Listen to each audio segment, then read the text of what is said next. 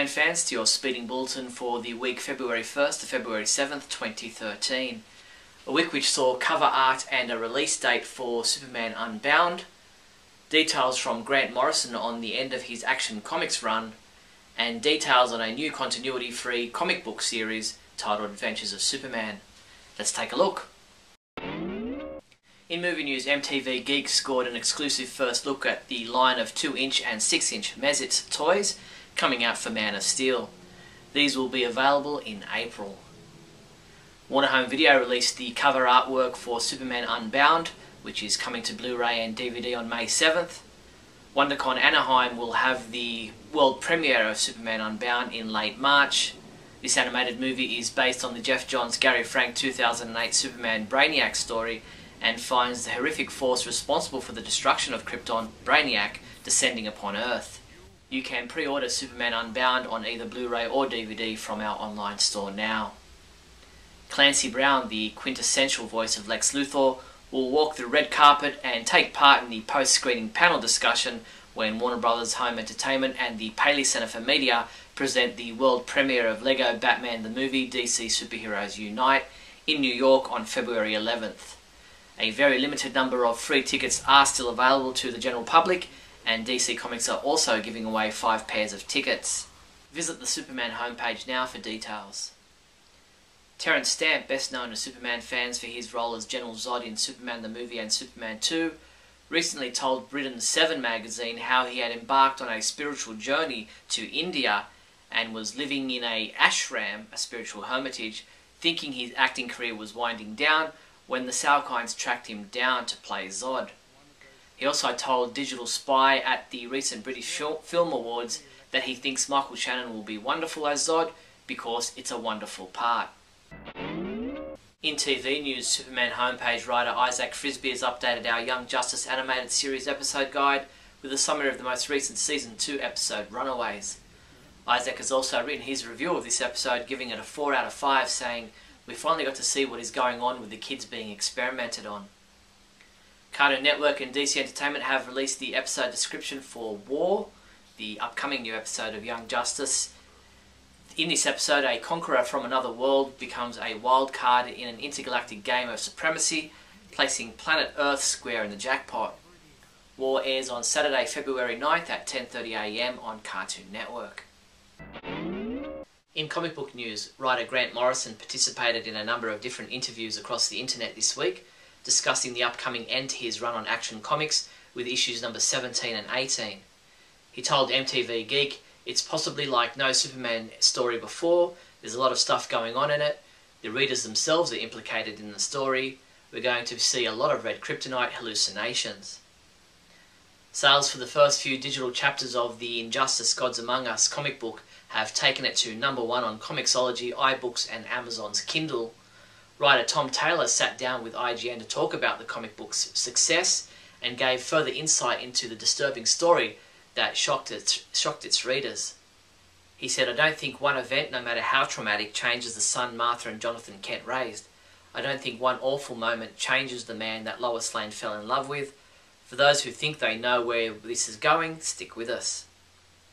On April 29th, DC Comics will launch the first digital chapter of a new ongoing comic book series titled Adventures of Superman, featuring stories by A-list comic book writers and creators, which, similar to the Batman Legends of the Dark Knight, will not be tied down by existing continuity.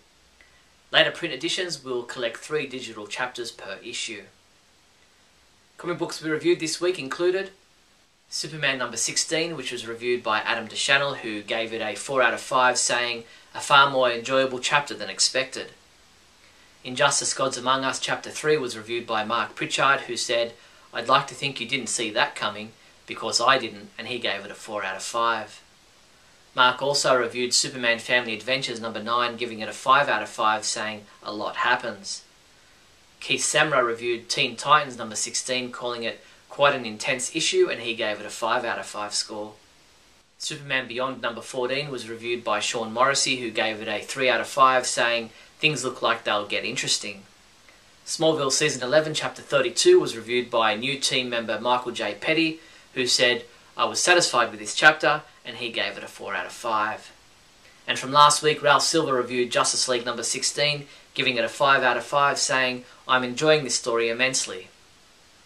Superman comics available this week from February 6th include Injustice Gods Among Us number 4 digital comic has been available since February 5th. Smallville Season 11 number 10 print edition. Young Romance New 52 Valentine's Day Special number 1. Smallville Season 11 Chapter 33 digital comic, it's available February 8th. Superman for Tomorrow trade paperback. And Superman the Man of Steel Volume 7 trade paperback.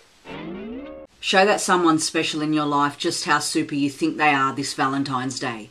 Grab these Superman Valentine's greetings for $14.50, or how about this Justice League Valentine candy card kit for $19.99. These and other great Valentine's Day gifts are available from your one-stop Superman shop, the Superman homepage online store at supermanhomepage.com/shop. In other news, the Superman homepage Super Trivia Quiz has been updated for another month. The 3 questions we're asking you this time around are: what was the official US cinema release date of Superman Returns? Who will take over the writing duties on the current run of Action Comics after Grant Morrison? And what was the name of the character who was a Lois Lane equivalent in the Adventures of Super Pup never aired 1958 TV pilot? If you think you can answer all 3 questions, come by the site now to submit your entry. Mark Toberoff, the lawyer representing the Siegel and Schuster families, has filed a motion in Federal District Court to dismiss 3 of DC's claims for relief. For the comics community, what's most important here is that the only thing the judge's findings will affect is whether Toberoff will have to pay DC damages and attorney fees on these claims. In summary, Toberoff appears to be conceding that the fight over Superman's copyright ownership is over. Warner Bros. Interactive Entertainment and DC Entertainment have revealed that a special edition of the Injustice Gods Among Us video game will be available for fans in the UK, Europe and Australia. The special edition will be available from April 17th in Australia and April 19th in the UK and Europe, and will include an exclusive steelbook and a Red Sun downloadable content pack. Speaking of the video game, Warner Bros. Interactive Entertainment and DC Entertainment announced details and an invitation to the Injustice Gods Among Us Battle Arena. For the next 10 weeks, the roster of DC Comics characters will enter the Injustice Battle Arena.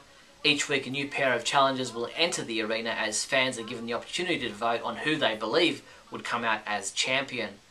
Visit injustice.dccomics.com for more details.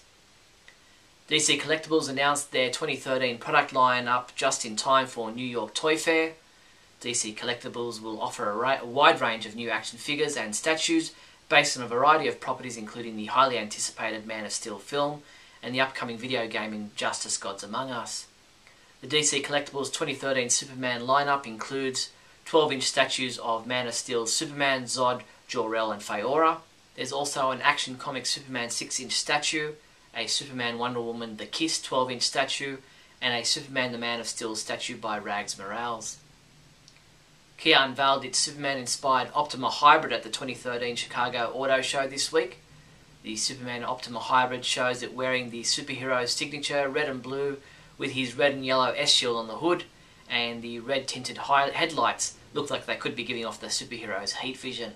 This is the 6th car in a series of Kia vehicles customised to represent one of the Justice League characters. Be sure to tune into this week's Radio KAL live show on Monday night at 8:30 PM Pacific Standard Time, as we'll be interviewing John Schnepp, the filmmaker who plans to make a documentary on the never-made Superman Lives movie. Head to supermanhomepage.com/live. That's all the Superman news there was for the week February 1st to February 7th. I'm Steve Younis from supermanhomepage.com. Great Scott! Great Scott! Great Scott!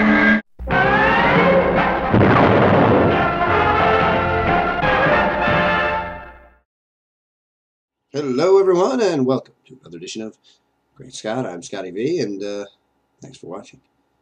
As you can see, the cat is fine and relaxed. I think everybody out there in dreamland and internet land and web world should relax as well. Relax about Man of Steel.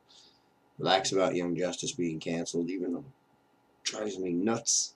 I'm relaxed. Relax and calm. Relax about Superman Unbound. It's going to be pretty cool. I'm a little concerned about the animation on it. I'm not really sure I mean, I realize that every animated release has a different animation style, and I know that that's another thing they're going for on this one, to look a little different from all the others, to distinguish itself. And the last Superman movie with strange animation, Superman versus the Elite, turned out for me to be one of the best. So it turns out that the animation isn't all that important, although obviously it is, since we're talking about an animated project. There were times in Superman versus the Elite where I really thought the animation looked pretty incredible. So let's wait and we'll judge when it comes. My primary topic for today is Injustice, Gods Among Us, where Superman seems to be the primary antagonist or villain, if you like. I don't know that we're completely certain exactly how things are going to unfold, but there have been a few editions of the digital comic released, and in anticipation of the game coming out, people, of course, are reading those and starting to establish their own opinions on how it's going to be. We knew from the beginning that many of the heroes and villains in this particular version of our story were going to be twisted in some way. Twisted, if you understand my meaning. We're clearly not in the primary universe where Superman is completely altruistic and moral and ethical and completely ready to lay down his life for every single human on the planet. And something has happened to this particular Superman that has caused him to go down a path where you wouldn't want your Superman to go. And I've been hearing some fans in different areas talking about how this is a travesty, how this is just another continuation of DC destroying their main guy and, you know, putting Batman in the spotlight again. And this was just a way for them to make Batman the hero while Superman is the bad guy. And while this is true, and while we do as Superman fans and as DC fans know that over the years Batman has kind of become the more popular of the two primary DC heroes, and they do seem to like to show Batman punching out Superman on different comics and having the power to take out the Justice League in Dune, which is the story of Babel, Tower of Babel story, where he has a plan to take out every member of the Justice League in case they go rogue and things go wrong and a bad guy gets a hold of it. So Batman is kind of the be-all, end-all, and I talk about this a lot for DC these days, but I'm not sure that that's exactly why Injustice is the way it is. I think it was just a story that someone came up with, and we've seen it in plenty of places. Even in Justice League, they were the Justice Lords in a two-part episode in an alternate reality, and I think that that's what this is. This is an alternate reality. I talked to someone and said that, it's not really an apt description to say that that people are going to think that this is what Superman is. I mean, some people might who have no idea, but people who are buying the game for the most part are going to be people who are fans already, and people who know that in general Superman is a good guy and does good things, and this is an alternate take, an alternate idea, a what-if scenario, and I understand that any alternate media that's not the comic books or the canon or the way it runs on a normal basis, you can say, well, they're all AUs. Movies are AUs, TV is AUs, any animation is an AU, an alternate universe.